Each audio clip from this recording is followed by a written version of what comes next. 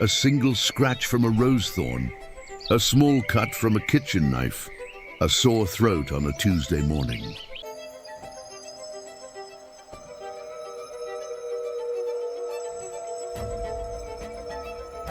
In the early 20th century, these were not inconveniences. They were potential death sentences.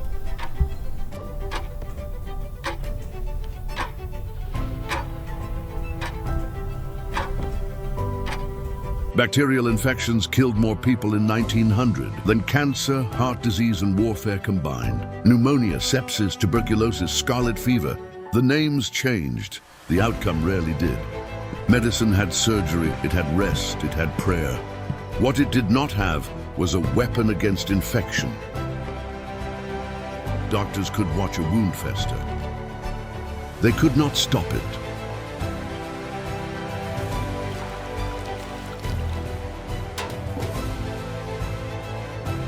In the trenches of the Great War, more soldiers died from infected wounds than from bullets.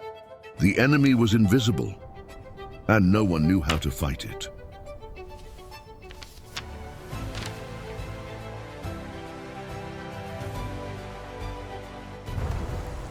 This is a story of a cure that was almost thrown in the trash.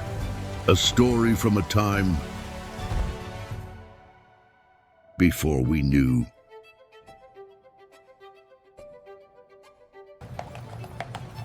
September 1928, St. Mary's Hospital, London.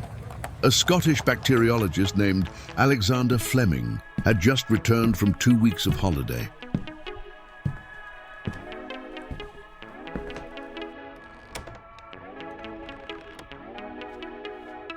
Fleming was famously untidy. He had left a stack of bacterial cultures on the bench before leaving. 2 weeks ago, he was about to drop them into disinfectant, a task he had done 100 times before. Then he paused.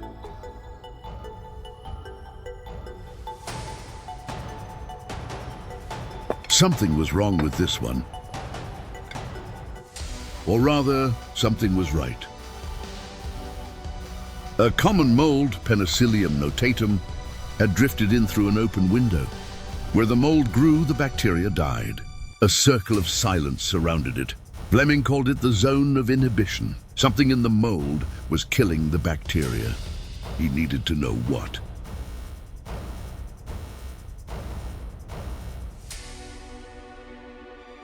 He named the substance penicillin. He knew it was significant. He did not know how to make it survive long enough to work inside a human body. Not yet. He published his findings in 1929, a paper in the British Journal of Experimental Pathology. Careful, precise, correct. The response from the scientific community was silence. Not ridicule, not debate. Silence.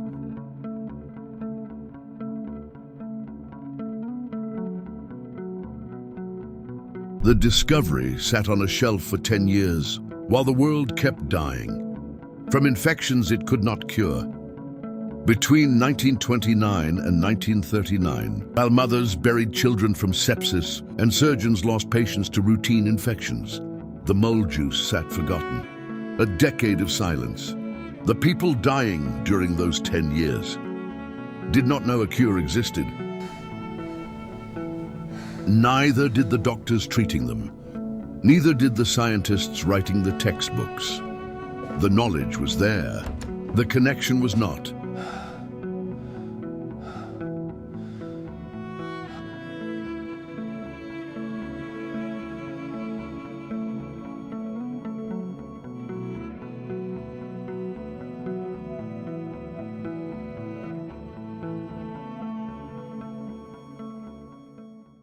In 1939, two scientists at Oxford University decided to take Fleming's forgotten paper seriously.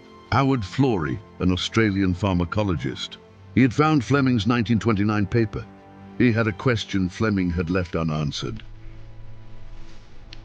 Could penicillin be concentrated enough to work inside a living body?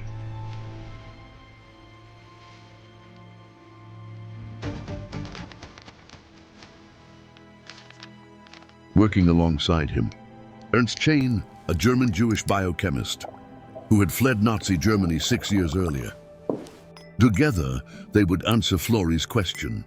But first, they needed to build something no laboratory had ever built before. To produce enough penicillin for one human trial, they needed hundreds of liters of mold culture. They lined their basement with bedpans and milk churns. They grew the mold wherever it would grow. And slowly, very slowly, they collected enough.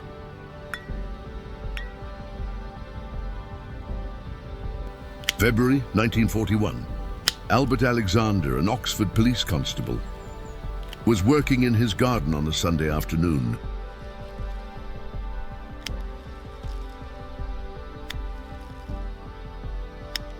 A thorn caught his face. He touched the scratch. He went back to work.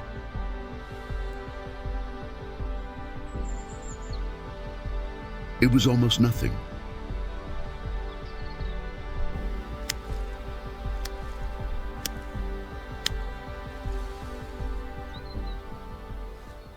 Within days, the scratch had become infected. The infection spread to his face, his scalp, his lungs. Abscesses formed throughout his body. His doctors had nothing to offer him. He was dying from a rose thorn.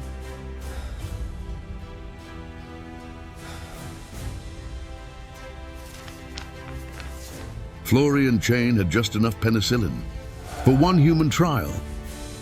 They gave all of it to Albert Alexander.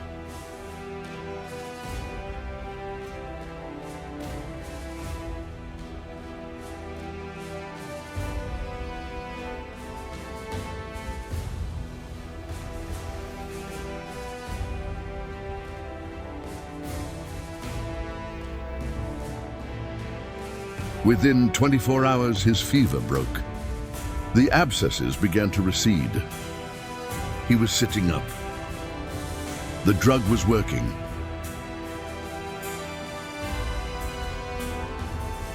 But they did not have enough.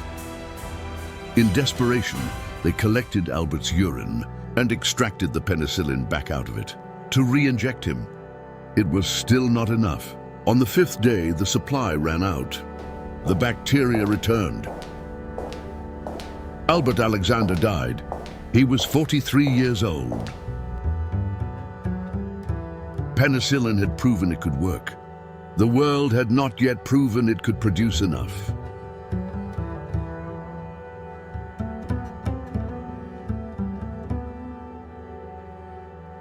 The project moved to the United States.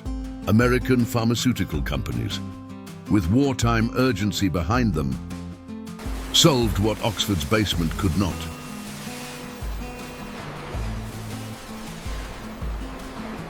They found a way to mass-produce the mold, using corn steep liquor, a waste product of corn processing.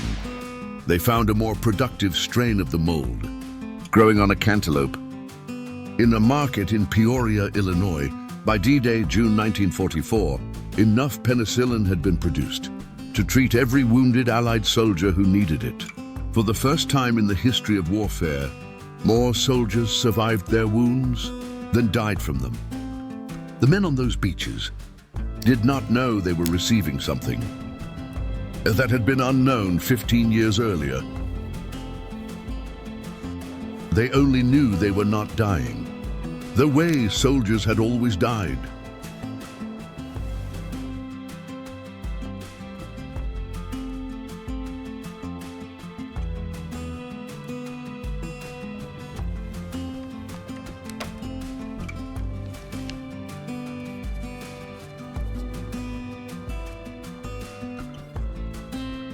In 1945, Alexander Fleming, Howard Florey, and Ernst Chain received the Nobel Prize in Physiology or Medicine. Fleming used his acceptance speech to issue a warning no one wanted to hear. He warned that if penicillin were used carelessly, in insufficient doses, or for the wrong infections, bacteria would learn to resist it. No one took that warning seriously enough. Within years of penicillin reaching the public, Resistant strains were already emerging. The bacteria had not stopped learning. Today, we take a pill and give it no thought. We have had antibiotics for less than a century. We have been misusing them for nearly as long, and the bacteria have not stopped learning. The answer to what comes next may already exist, in a Petri dish somewhere, in a compound no one has thought to test, waiting for someone to notice what they were about to throw away. A scratch from a rose thorn almost ended the search before it began. It also started the clock on what we still need to find.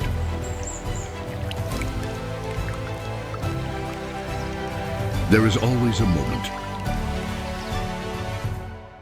before we knew.